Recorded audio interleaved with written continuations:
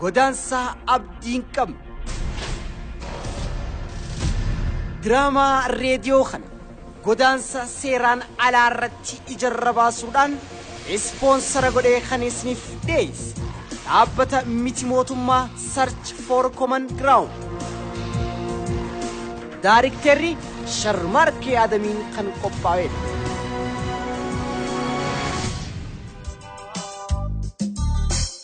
Biti ambati akka ofiyom namatati amalubu danjiruti ya gudeto sumatoti biti ambati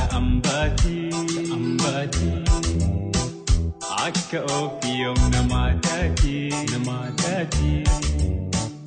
amalubu danjiruti. Abdurazaq ati hedduu nama gaariidha.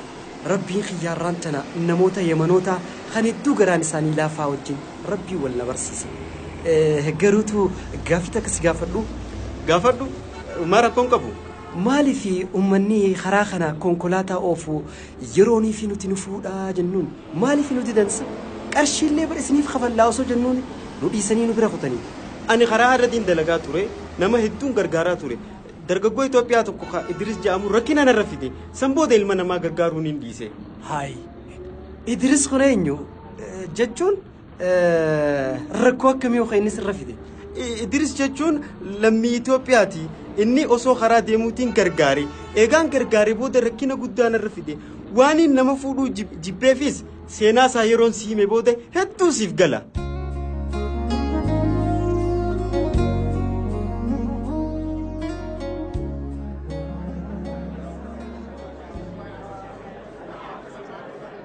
Yaa Rabbi yaa Allah manni biyya tanaa yoo gatii fi waa'ee isaan beekne nama goomsuufa maaluma manni akkana.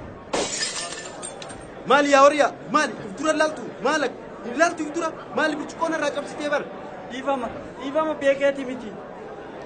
Yaa Allah rabbi si yaa dhiisu suujatii alaan ishtarii lee qaalat lisaan baadeen tisiifoo maal akka jechuu barbaadde naan hin galle meeshaa caccabe yoo ta'e anatu bakka sii buusa.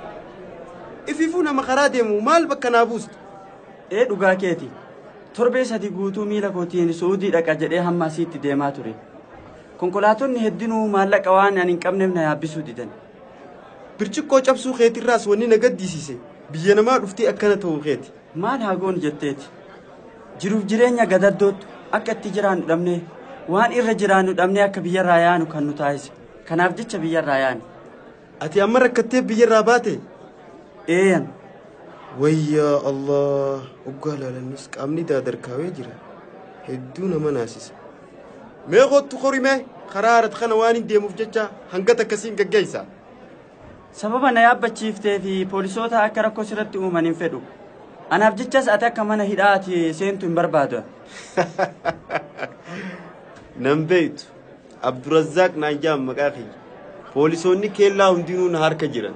Karaa harat kana anaat tolfate jechuu ni dandeessa. Ati nama gaariidha. Nama hedduu badhaadhaadha. Galata kee dachaaf daraboo Rabbi si haa deebisu.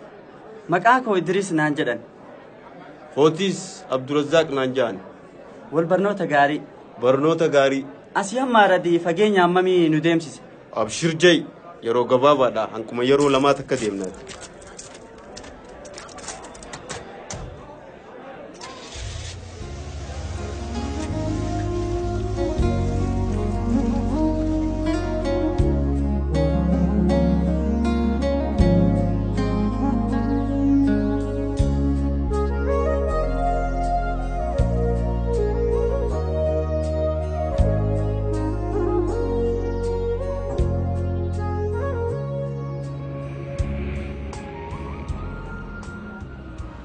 Yaa hiriyaa koo Idris mee dhaqe ani yeroo takka hiraan ala Suudii hedduun seenaa ture.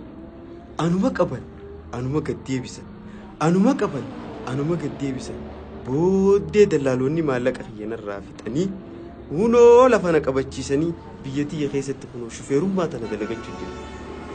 Dallaalota jennaan waan yaadachiif. Dallaalonni heeraan alaa kun hundinuu nama saamuu barbaadu. Dallaalonni nama gurguran kuwwan immoo sobdu. Ati dallaalota amantaa? Dallaalota hunda akkuma kiyyaa fi keetiin miskiina seeta. Dallaalonni Itoophiyaa karaa heeraan alaatiin qarshii xiqqaa kafaltee Suudii deemtee kafaltii gahaa ta'een dalagattee biyya keetitti deebitee jiruu dansaa ta'e jiraachuu ni dandeessa jedhanii nama oksan. Dallaalonni sobduudha. Mee waa sitti himu? Mee amma rabbi yoo sii godhee haatee Yaman dabartee Suudii seente dalagaan ati dalaydus harkarraa karaa afaanii ta'a. San gubbaan dhodhokachaa jiraatta akka kotorbaanditti deebi'iitii warri inni hojjettuuf yoo wajjin xiqqoo waliin mufatte si qabsiisaniiti Yamanis si gad deebisu. Maali bu'aansa? Abdurrazaaq, ani akkuma ta'ee Saudii seenee dhimmi ijoon kan koo maallaqa liqeeffadhee ittiin dhufe san dalagadhee walirra kaadhee ittiin deebisuun yaanni kan koo. Sanuu maallaqa liqeeffattee dhufte? Maallaqa itti liqeeffattee dhufte san yoo heeraan dhufte fiizaa godhattee yeroo tana kabajaan firraa kafaltee jirtaa bar. Abdurrazaaq, anis akkasuma ture yaanni kan koo. Garuu biyya Itoophiyaatitti viizaa bitachuun hedduu baay'ee qaaliidha. Kana sila ta'eef karaa kanaan dhufuu danda'a. Kan dallaalotaa too rakisha? Lakki kan dallaalotaa erguma keessa seenee qaalii ta'uu isaa bare. Namoonni karaa kana deemanii dhufanii waa'ee isaanatti himanii turan. Garuu ani isaanirraa hin fudhanne. Maal godhaa? Yaa Abdurrazaaq, gaabbii fi eegeen abbaa duuba jedhu.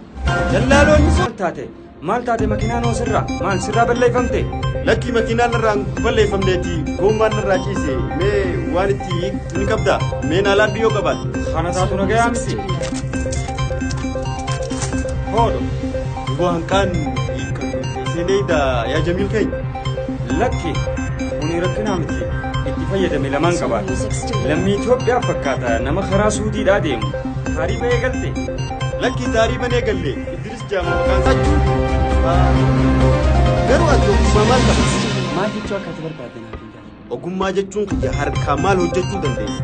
Ani homaan beeku biyya maalachuu, konkolaataa dhiqachuu, waardiyyaa eeguu fi kanneen kana fakkaatu. Kun olaal rakkinni guddaan kee kan silaa amma ogummaa qabaate biyyatee keessatti akka dahabaa jiraatan sibii adeera. Dhugaa keeti. Bitummaan achi deemtu ka arabaa kun ogummaa kee jaalala achi sii dhufanii miila si dhiqaniis. Hiriyaa kee yoo ta'e maal siisee si biraa fiiga? Askarni bitaakaa isaatis. Ani ni qabu wallaahi jechuun Idris jechuun hiriyaa kootiin jedhu.